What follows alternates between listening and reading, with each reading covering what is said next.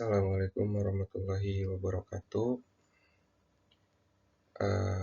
Pertama-tama, perkenalkan nama saya Rizky Miftah Fauzi. Di sini saya akan menjelaskan mengenai tugas dari mata kuliah pengantar manajemen mutu, di mana kali ini saya akan membawakan topik mengenai kontrol kualitas dalam konstruksi dapat dilakukan melalui berbagai cara. Oke. Yang pertama, mulailah dengan anggota tim yang tepat.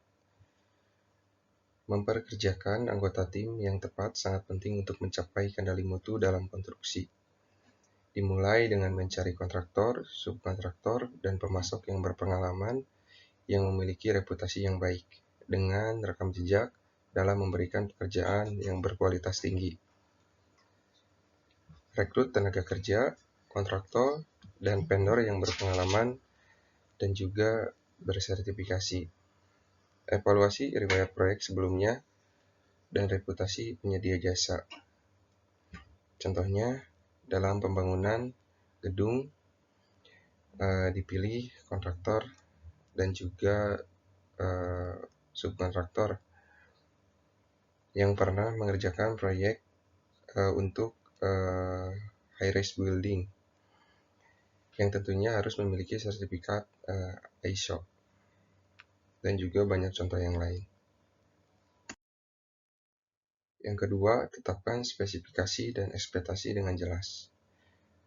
Dokumentasikan seluruh spesifikasi teknis, standar bahan, dan metode pelaksanaan. Pastikan semua pihak memahami ekspektasi tersebut. Semua pihak harus mengetahui apa yang harus dicapai dari awal, termasuk standar bahan, metode kerja atau waktu pelaksanaan, dan hasil akhir yang tentunya sesuai dengan apa yang direncanakan. Misalnya, pada proyek jembatan, ditetapkan bahwa beton yang digunakan harus memiliki kuat tekan minimal 30 MPa dan uji selam 12 plus minus 2 cm. Semua pekerja diberi pelatihan mengenai standar sebelum pekerjaan dimulai. Cara yang ketiga yaitu tetapkan ekspektasi pemasok dan vendor sejak awal. Sampaikan kualitas material yang diharapkan, waktu pengiriman, dan dokumentasi yang harus disediakan. Pastikan vendor memahami standar mutu material dan waktu pengiriman dengan tepat. Sertakan dalam kontrak persyaratan uji mutu, dokumentasi teknis, dan sistem retur barang jikalau tidak sesuai. Contohnya, misalkan pemasok beton ready mix diwajibkan menyertakan hasil uji selam atau uji laboratorium silinder beton setiap pengiriman. Lalu, pilih material yang sesuai dan berkualitas. Pastikan semua material memenuhi spesifikasi teknis dan standar nasional atau internasional. Lakukan inspeksi material saat masuk ke lokasi proyek.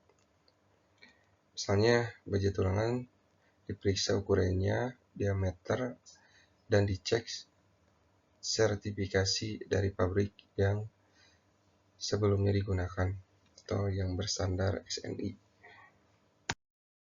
Lalu, pastikan keselamatan dan kepatuhan. Keselamatan kerja merupakan bagian dari mutu. Pelanggaran keselamatan dapat menyebabkan kerusakan konstruksi, bahkan kegagalan proyek. Pelanggaran ketiga bisa mengakibatkan kecelakaan yang merusak hasil kerja. Misalnya, pada pembangunan gedung, pekerja wajib memakai alat pelindung diri, termasuk misalnya helm, body harness di area struktur tinggi untuk mencegah kecelakaan kerja.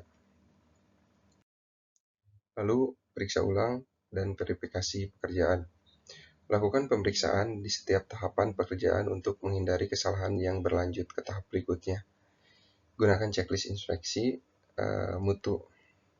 Misalnya, sebelum pengecoran kolom, formwork diperiksa vertikalitasnya menggunakan alat bantu seperti theodolit atau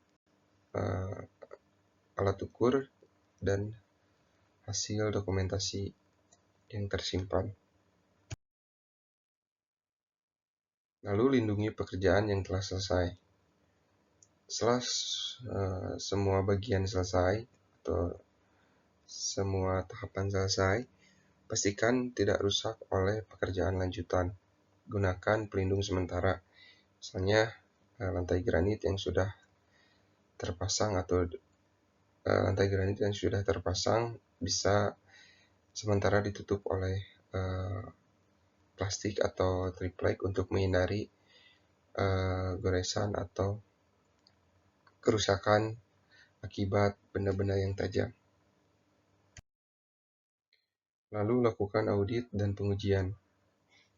Audit internal atau eksternal membantu mengevaluasi apakah kontrol kualitas dijalankan dengan baik. Contohnya, uji hammer test dilakukan untuk memeriksa kekuatan beton yang sudah dicor.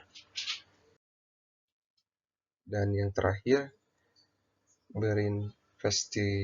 berinvestasilah dalam teknologi. Gunakan teknologi seperti software manajemen proyek, misalnya BIM, Building Information Modeling, atau bisa drone ya untuk melakukan inspeksi proyek. Lalu kesimpulannya, setiap kontrol kualitas bukan hanya tugas satu orang atau tim, tetapi tanggung jawab semua pihak dalam proyek. Dengan kontrol kualitas yang baik, proyek dapat berjalan lebih efisien, aman, dan tahan lama. Demikian yang dapat saya sampaikan, kurang lebihnya mohon maaf. Terima kasih atas perhatiannya. Wassalamualaikum warahmatullahi wabarakatuh.